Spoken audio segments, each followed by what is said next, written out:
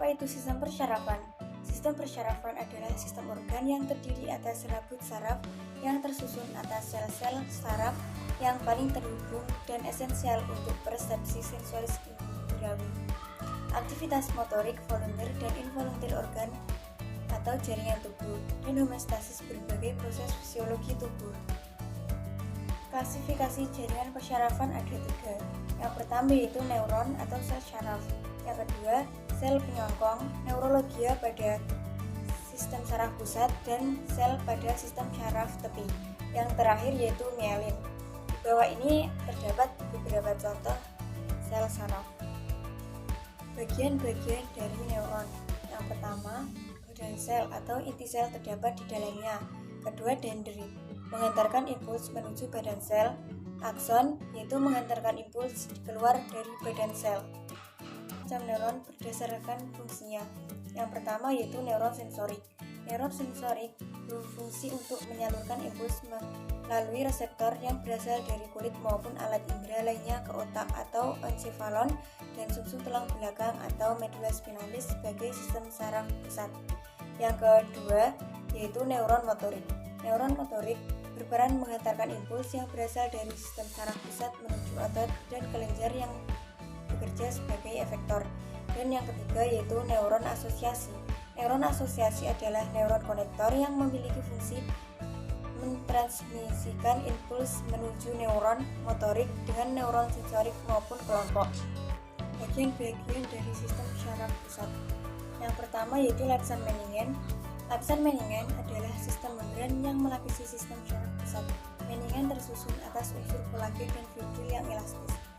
Yang kedua yaitu otak. Otak merupakan pusat pengendalian utama sistem saraf dan menjadi organ paling kompleks dalam tubuh manusia.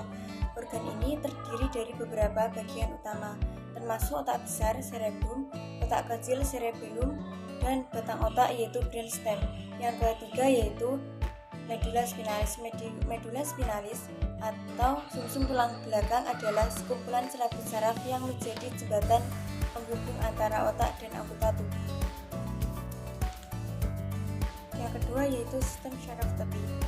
Yang dimaksud dengan sistem syaraf tepi atau sistem saraf perifer adalah bagian dari sistem saraf yang di dalam syarafnya terdiri dari sel-sel yang membawa informasi ke dalam sistem saraf tepi yang terletak di luar otak dan sumsum tulang belakang. Sistem syaraf tepi terbagi menjadi 2, parasimpatik dan simpatik. Di bawah ini di samping merupakan bagian-bagian dari parasimpatik dan simpatik. Yang terakhir yaitu fisiologi sistem persyarafan. Yang pertama yaitu fungsi otak. Yang pertama itu ada kesadaran, adanya interaksi yang adekuat kedua hemisfer dengan batang otak. Yang kedua yaitu fungsi motorik, diurus oleh hemisfer yang berseberangan. Contoh, pergerakan sisi kanan tubuh diurus oleh hemisfer sisi kiri. Dan yang ketiga yaitu fungsi sensibilitas, juga diurus oleh hemisfer yang berlawanan. Contoh, sensasi kiri tubuh diurus oleh hemisfer yang sisi kanan. Yang keempat yaitu koordinasi. Organ utamanya adalah otak kecil, juga diurus oleh hemisfer berseberangan. Yang kelima yaitu fungsi luhur, yang termasuk adalah berbahasa, memori, kalkulasi, emosi, eksekutif, dan lain-lain.